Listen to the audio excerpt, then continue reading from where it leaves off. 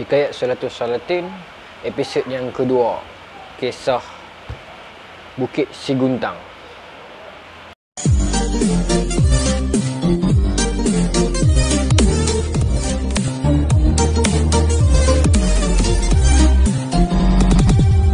Bismillahirrahmanirrahim. Assalamualaikum warahmatullahi ta'ala wabarakatuh. Alhamdulillah. Kali ini malam ni kita akan menyambung lagi kita punya siri hikayat Salatul Salatin. Ini merupakan episod yang kedua. Episod marah-marah tadi dah habis dah. Saya kira saya dah keluarkan habis, selesai. Jadi saya tak mau fikir dah. Kita nak move on je, nak jalan terus. So malam ni kita sambung pada episod yang kedua. Saya nak masuk kepada bab tentang peristiwa, kisah ataupun hikayat Bukit Siguntang. Saya akan ceritakan secara naratif agar mungkin kita boleh bawa cerita ni sebagai cerita, sebagai cerita-cerita rakyat. Kalau orang nak menganggapnya sebagai sejarah, boleh kaji, mungkin ada maksud yang lain dan sebagainya. Tapi dalam cerita hikayat Bukit Siguntang ni, dia ada dua unsur, iaitu sejarah dan juga cerita rakyat lah, saya kira begitu. Jadi saya nak cerita. Peristiwa Bukit Siguntang ni dia bermula dengan dia berlaku dengan dia menceritakan tentang sebuah penempatan yang terletak di Bukit Andalas yang terletak di wilayah Palembang. Ketika itu Palembang Palembang dirajai oleh seorang lelaki raja yang bernama Demang Lebar Daun.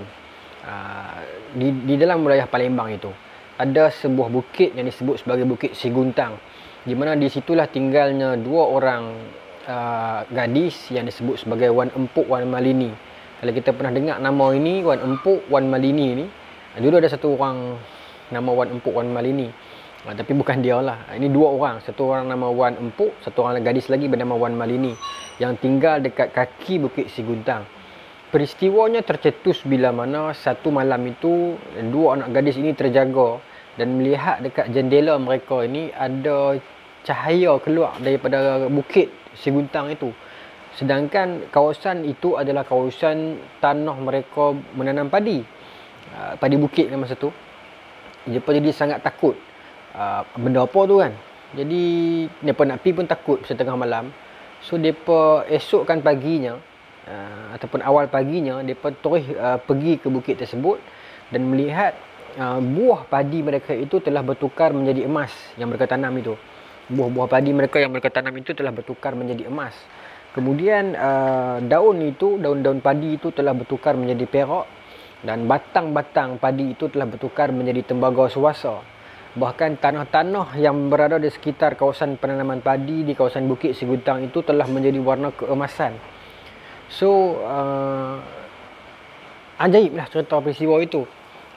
Sedang mereka seronok dan takjub dengan apa yang sedang mereka lihat itu, tiba-tiba harta benda mereka itu, tanaman mereka itu menjadi emas. Kelihatan muncul tiga orang putera raja, tiga orang pemuda yang sangat tampan yang mengenalkan diri mereka sebagai putera raja, keturunan daripada Iskandar Zulkarnain dan juga keturunan daripada Raja Syuran yang kita ceritakan kemarin itu. Maka ketiga-tiga orang anak raja ini memperkenalkan bahawasanya kami tiga orang ni adalah anak raja, keturunan raja, dan sebagai bukti kami ini ada daulat raja, keturunan darah orang besar-besar, orang daulat, orang raja, maka inilah buktinya kawasan kamu menjadi emas dan sebagainya. Maka Wan Empuk dan Wan Malini itu bawa tiga orang putera raja ini pulang ke rumah mereka, menjamu mereka makan, memberi mereka penghormatan selayaknya sebagai putera raja. Maka dua orang anak gadis ini menjadi kaya lah, Wan Empuk, Wan Malini ni. Sampai peristiwa ini tersebar ke seluruh pelosok negeri-negeri di bawah angin. Maka datanglah berbondong-bondong manusia nak tengok tiga orang anak raja yang muncul entah daripada mana ini, dan nak lihat sendiri padi emas itu. Maka peristiwa ini ataupun kisah ini sampailah ke pengetahuan para raja-raja yang menetap di negeri-negeri Melayu ataupun disebut dalam di negeri di bawah angin. Maka para raja datang untuk menawarkan kepada anak-anak raja ini, putera-putera raja yang keturunan asli daripada Raja Syuran dan Iskandar Zulkarnain ini, agar menjadi raja di tempat mereka. Maka penduduk-penduduk Andalas telah mengambil putera raja yang sulung yang bernama Manacitram itu untuk dibawa pulang ke Minangkabau dan menjadi raja mereka. Dan namanya itu disemadikan atau bukan disemadikan, orang kata apa, dimakzulkan sebagai Sang Sapurba. Anak sulung, putera raja yang sulung itu dibawa pulang ke Minangkabau dan dijadikan raja oleh orang Minangkabau dan diberi gelaran Sang Sapurba. Adapun anak raja yang kedua yang diberi nama Paladutani, nama asal dia, telah dibawa pulang oleh orang-orang Tanjung Pura dan dijadikan raja di sana, dan gelaran dia itu adalah Sang Maniaka. Sang Maniaka sebagai raja di kat Tanjung Pura. Dan anak raja yang ketiga, yang bongsu itu, ataupun dia Nila Tanam, dia telah tak dibawa ke mana sebab Demang Lebar Daun yang jadi raja dekat Palembang, negeri Wan Empuk Wan Malini itu, kata tuanku jadi raja di sinilah. Dan Demang Lebar Daun ini telah menurunkan pangkat dia jadi bendahara tak apa, asalkan anak raja keturunan sebenar Raja Syuran ini boleh naik jadi raja di negeri dia itu. Diturunkan pangkat dia jadi bendahara. Siapa? Demang Lebar Daun. So dia melantik Nila Tanam ini, ataupun setelah dimakzulkan sebagai raja, dia diberi dengan gelaran, ada disebut sebagai Sang Nila Utama, setengah sebut sebagai Sang Uratama. Ada dua nama itu. Begitu. Okey. Namun setelah dia diangkat menjadi raja di Palembang ketika itu, bila Demang Lebar Daun tawarkan jadi raja dan tukar namanya kepada Sang Uratama ataupun Sang Nila Utama itu, ni anak raja ketiga tu, tiba-tiba ada satu ekor lembu besar. Lembu itu adalah lembu peliharaan Wan Empuk dan Wan Malini ni. Tiba-tiba out of silent itu, lembu ni dia jadi macam terlekat dan dia muntah. Dia muntah keluar buih. Bila keluar buih, buih itu membentuk manusia. Dan manusia itu diberi nama dengan gelaran Bat, B-A-T, Bat. Sejelaskan sekali lagi, cerita ini adalah mitos, sekadar cerita rakyat. Mungkin ada unsur kiasan. Saya sambung. So, Bat ini keluar daripada buih yang dimuntahkan oleh lembu milik Wan Empuk Wan Malini itu. So, bila Bat ni keluar daripada buih itu, maka Bat ini menyatakan gelarannya itu jangan letak Seri Sang Uratama ataupun Nila Utama ni. Sebaliknya letaklah namanya itu sebagai, orang kata Seri Tribuana. Seri Tribuana, itu nama dia lebih sesuai. Maka bila keajaiban yang keluar yang cakap macam tu, maka dia ikutlah. So maka gelaran yang diberikan kepada anak raja ketiga ini dengan gelaran Seri Utama, Seri Tribuana, dan dia menjadi raja di Palembang, yang mana raja sebelumnya Demang Lebar Daun telah menurunkan pangkatnya sendiri dan dia menjadi penasihat ataupun bendahara dalam kerajaan Palembang itu. So kisah ni berlangsung tentang anak raja ketiga ini, Seri Tribuana ini. Sampailah Seri Tribuana ni menjadi raja dan dia menikahi wanita dekat Palembang. Namun setiap perempuan yang dia nikahi, setelah berlaku perhubungan suami dan isteri, keesokan harinya wanita yang menjadi isteri kepada sultan tersebut, Seri Tribuana ini, kulitnya akan menjadi sopak,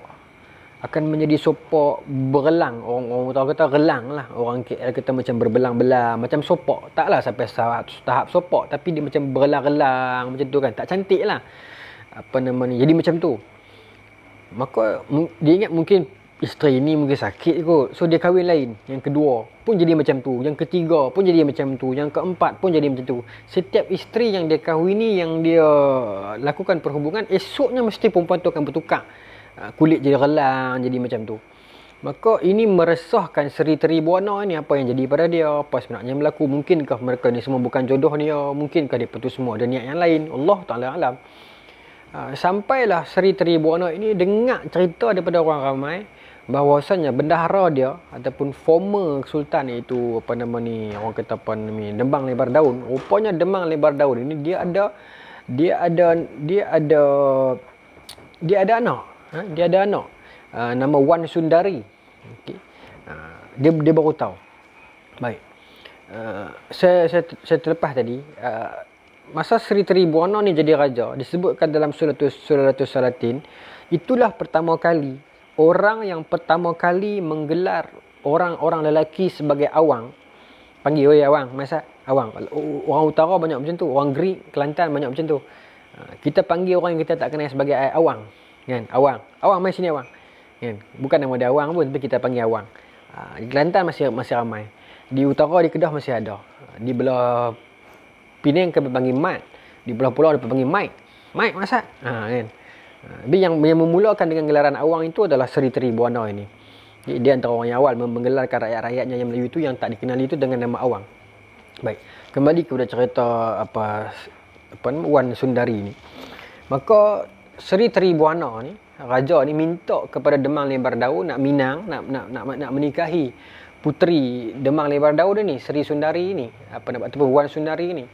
Maka Demang Lebar Daun pun kata, Demang Lebar Daun ni dia bendahara, so dia tahulah cerita yang 39 orang perempuan telah jadi sopak itu. Maka dia kata dekat Sri Tribuana ni, boleh tuanku, saya boleh bagi tuanku menikah dengan anak saya dengan satu syarat. Kita kena buat satu perjanjian sumpah setia dahulu. So di sini dah sejarah sumpah setia bai'ah antara rakyat dengan raja. Maka Demang Lebar Daun mengatakan, sampai kiamat nanti, kalaulah ada anak cucu saya ini, iaitu daripada keturunan Demang Lebar Daun, ada orang mengkhianatkan kepada keturunan rakyat jelata yang melakukan kesalahan, jika ia melanggari syarak, melanggari hukum Islam, maka hukum dia ikut syarak. Kalau dia menyalahi undang-undang, hukum dia ikut undang-undang. Tetapi jangan sekali-kali aibkan dia. Jangan sekali-kali aibkan rakyat, tuanku lah, maksudnya macam tu. Jangan sesekali aibkan rakyat. Okay, kalau perlu hukum, tak perlu aibkan. Kalau dia tidak salah, jangan zalimi dia. Kalau tidak, kedaulatan itu akan hilang. Dan sebagai imbal balik, Sri Tribuana mengatakan kepada Demang Lebar Daun, adapun begitu, keturunan saya pula nanti janganlah diderhakai. Haruslah dihormati, dimuliakan, didaulatkan, dijunjung. Maka dalam perbualan ini, itulah disebut dalam kajian Yayasan Karyawan menyebutkan, itulah pertama kali dialog penggunaan perkataan patik dan tuan yang dipertua,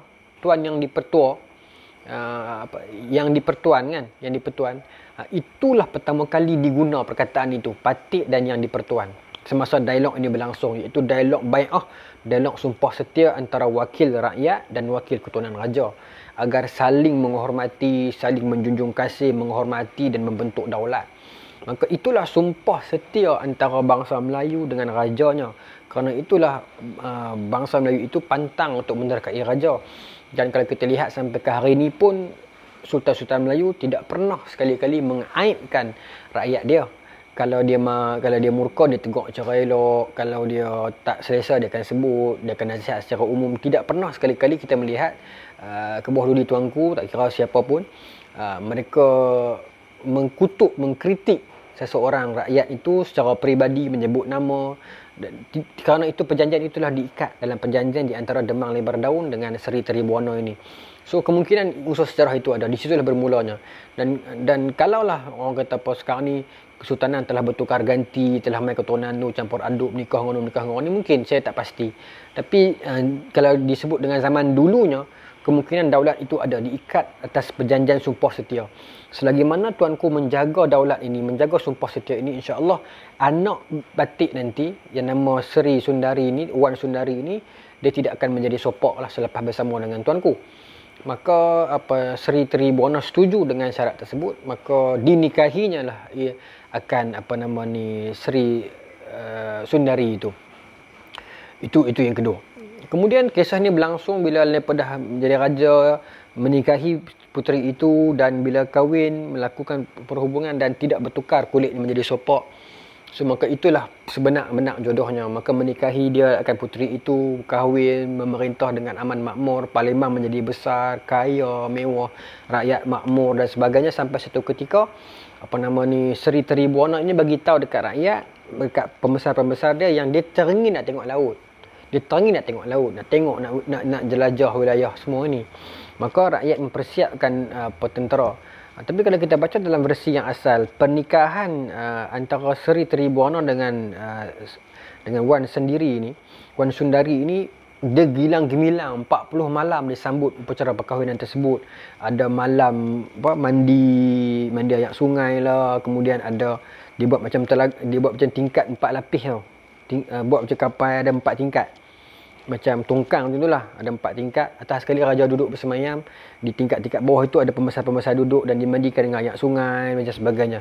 Jadi tradisi ni macam tradisi nak angkat Sultan Perak. Lebih kurang macam tu lah. Bila kata ada bentuk 4 tingkat semua tu, saya tengok dalam Discovery Channel macam sama bentuk dia tu. Mungkin tradisi ni dia ambil dari situ, Allah Ta'ala alam. Tapi begitu kisahnya. So kembali kepada ini. Kemudian dia, Seri Tribuana ni beritahu dekat Demang Lebar Daun, bendahara yang juga pak mentua dia nak tengok laut. Tangi nak jelajah tengok laut. Maka dia pun mempersiapkan perahu, mempersiapkan kapal untuk bawa tuanku pi. Maka Seri Tribuana ni pun pi lah tengok merata selat ni. Sebut dengan nama-nama selat, saya tak ingat semua nama lah. Sampailah mereka ke satu tempat disebut sebagai Selat Sambar. Di sana Selat Sambar itu adalah wilayah negara Bintan, wilayah kerajaan Bintan, yang masa itu telah dirajai oleh seorang puteri, seorang wanita, seorang raja perempuan. Yang bernama Wan Seni. Bukan Wan Seni.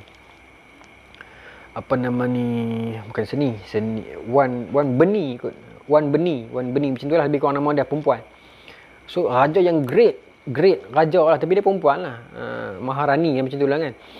So dia dengar kedatangan Raja Palembang yang agung ni, yang cerita dia telah viral dulu ni. So Wan Beni ni, Maharani ni, bagi tahu dekat pembesar dia, pi dekat selat tu sekarang, pi tengok raja itu sejauh mana hebatnya dia. Okey. Dan ungkapan yang saya fikir saya tersentuh bila saya baca tu, bila Maharani yang nama Wan Beni ni, dia bagi tahu dekat pembesar dia, bila jumpa dengan Raja Palembang itu, Seri Tribuana tu, bagi tahu dekat dia satu ayat. Yang ayat ni saya rasa tersentuh bila saya baca. Saya tak tahu sebab apa, mungkin ada nilai makna ataupun ada nilai kasih sayang. Bila mana Wan Beni ni bagi tahu daripada pembesar dia, tengok raja tu, okey, kalaulah dia itu tua daripada beta, pi cakap kat dia macam ni, adinda empunya sembah. Adinda empunya sembah. Cakap macam tu kat raja tu. Okey. Tapi kalau raja tu muda daripada beta, Maharani dia bagi tahu, pi sambut dia, bagi tahu ayat macam ni, bonda empunya salam. Sedap kan ayat tu kan? Adinda empunya sembah, bonda empunya salam. Boleh jadi tagline. Kalau dia tua, kalau dia muda, kalau dia tua daripada saya, bagi tahu kat dia adinda empunya sembah. Bermaksud hormat. Tapi kalau dia muda pada saya, sebut bonda empunya salam. Bermaksud orang tua sayang. Itu yang disebut sebagai yang tua dihormati, yang muda disayangi. Itu daripada situlah asalnya itu. Adinda empunya sembah, bonda empunya salam.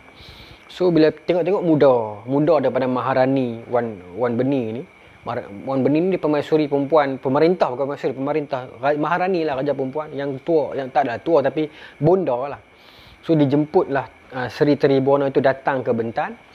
Maka dia melihat sendiri batang tubuh Seri Tribuana dan dia meyakini ini memang keturunan raja yang sebenar, memang keturunan Raja Syura dan keturunan Iskandar Zulkarnain.